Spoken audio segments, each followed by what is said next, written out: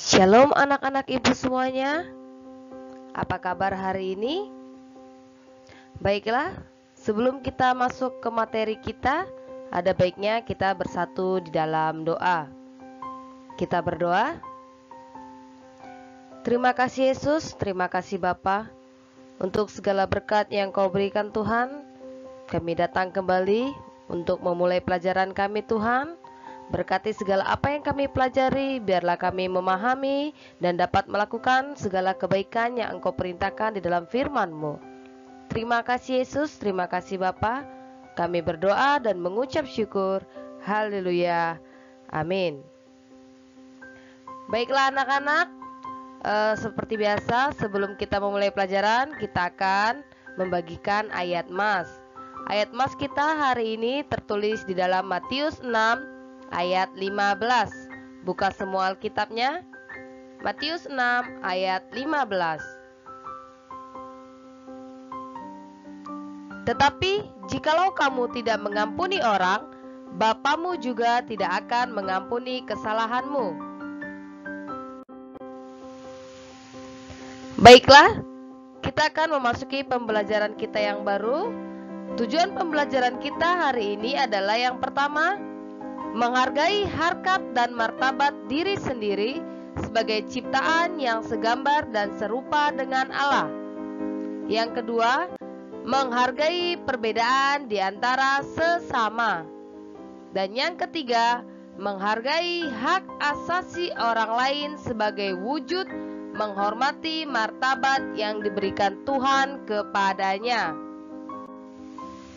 Apakah anak-anak masih ingat semua pelajaran minggu lalu tentang apa? Ya, pelajaran minggu lalu mengenai demokrasi di Indonesia. Apakah semua masih ingat apa itu demokrasi? Ya, demokrasi adalah kekuasaan tertinggi yang berasal dari rakyat. Semuanya dilaksanakan oleh rakyat dan untuk kepentingan rakyat. Jadi demokrasi di Indonesia itu berdasarkan undang-undang dan Undang-Undang Dasar 1945 dan Pancasila. Untuk hari ini kita akan membahas mengenai nilai-nilai dalam demokrasi. Di dalam nilai-nilai dalam demokrasi itu ada nilai-nilainya. Yang pertama adalah nilai kasih. Kasih dalam konteks ini bukan artinya hal memberi, melainkan dalam konteks Allah menempatkan semua orang pada kedudukan dan derajat yang sama.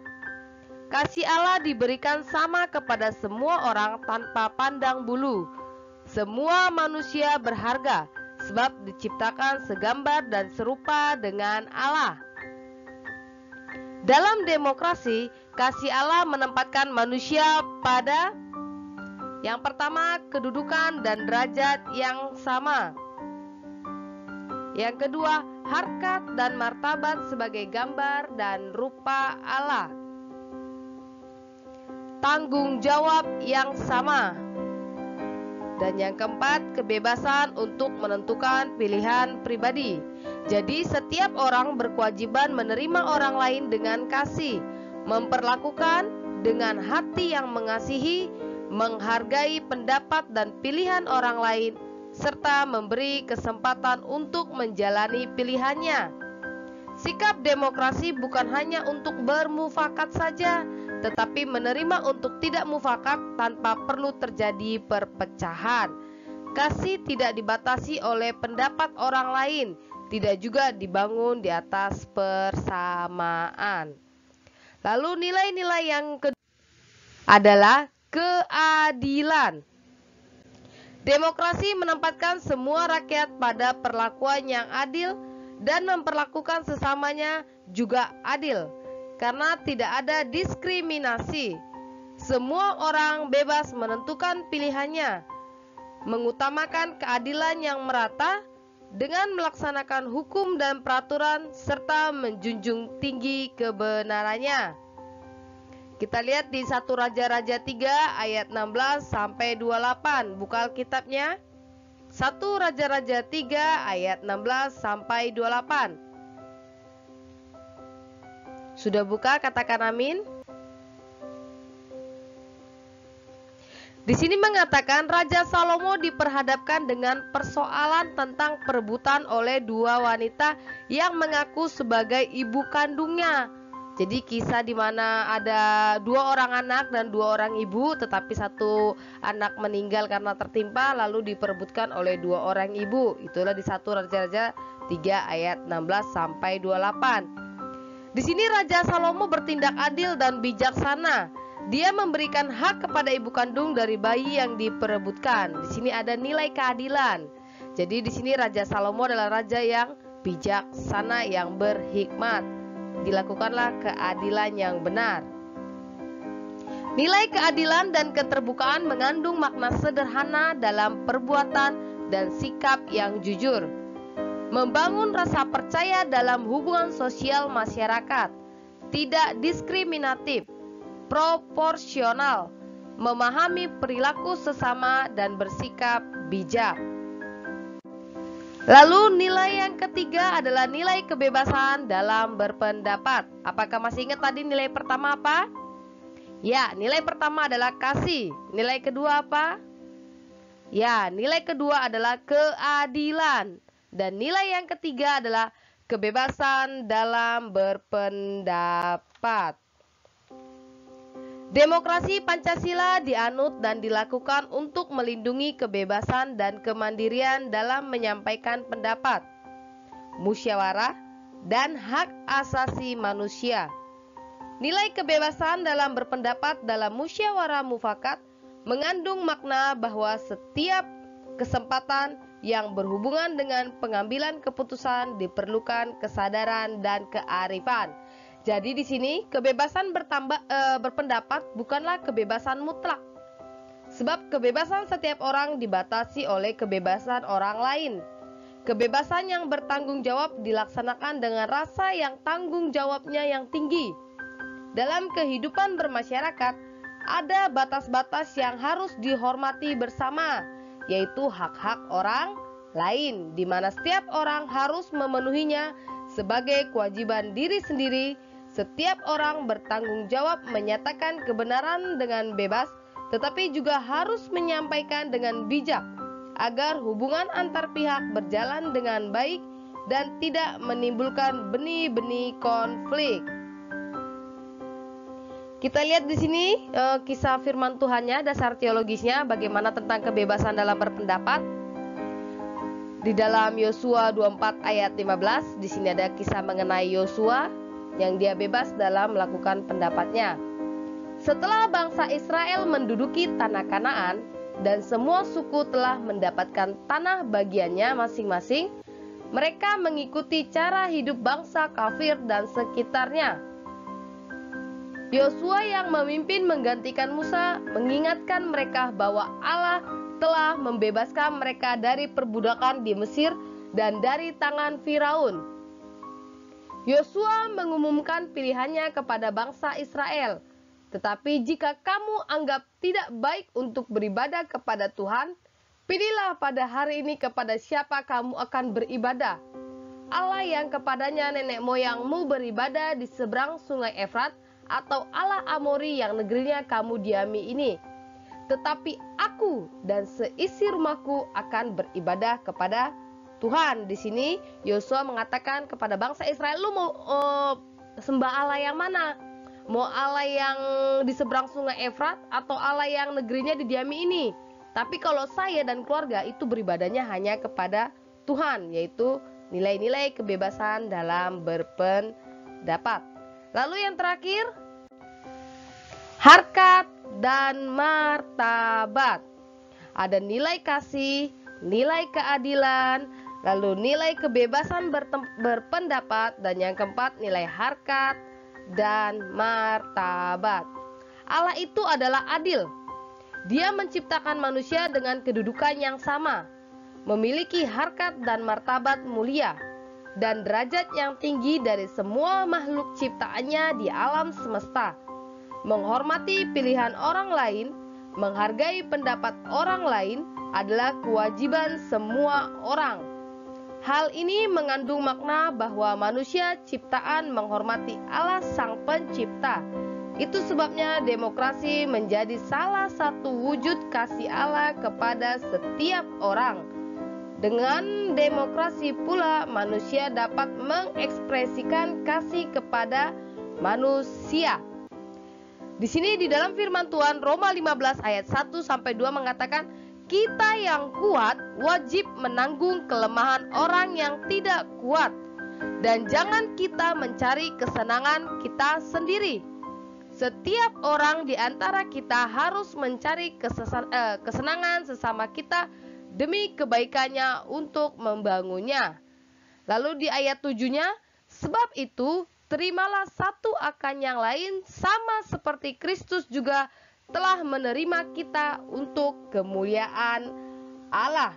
Jadi di sini melaksanakan demokrasi dengan benar akan memenuhi sila pertama dalam Pancasila, mengejawantahkan sila keempat, dan yang terutama menaati kehendak Allah dalam menghormati pencipta melalui sikap kepada sesama manusia.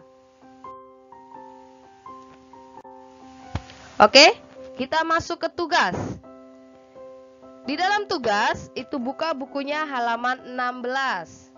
Buka buku agamanya terbitan BPK Kurikulum 2013 edisi revisi Pencipta Yeti Basi MPDK.